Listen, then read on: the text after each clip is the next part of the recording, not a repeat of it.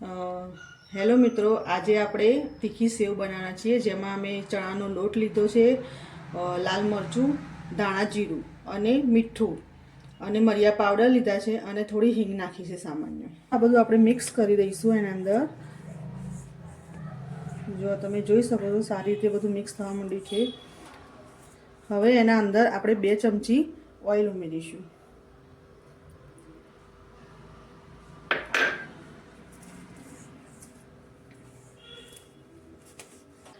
ઓઇલને પણ સારી રીતે મિક્સ કરીને આ રીતનો લોટ થાય ત્યાં સુધી મિક્સ કરવાનું રહેશે.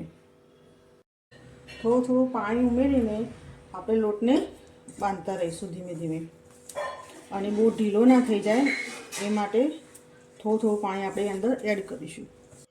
મિત્રો, આપણો લોટ બંધાઈ ગયો છે, તમે જોશો. હવે એને 2 સરખા ભાગમાં ડિવાઈડ કરી દઈશું આપણે.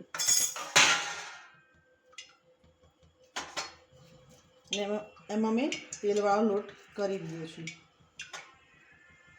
મિત્રો, આપણે કઢાઈમાં તેલ ગરમ કરવા મૂક્યું હતું, એ તેલ ગરમ થઈ ગયું છે. હવે એની અંદર આપણે સંચા વડે આપણે સેવ પાડીશું.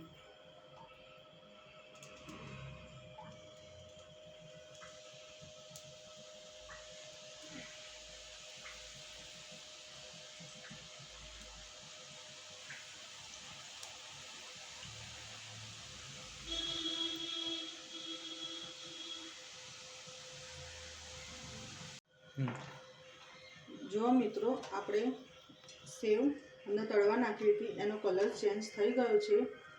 હવે એને આપણે બહાર કાઢી લઈશું. એમ બધી સેવ આપણે જે બી લોટ બાંધ્યો છે એ બધી સેવ આપણે પાડી દઈશું ધીમે ધીમે. જો મિત્રો, આપણી સેવ બનીને રેડી થઈ ગઈ છે, જે કડક અને ખાવા માટે પણ બેસ્ટ છે, તમે જોઈ શકો છો.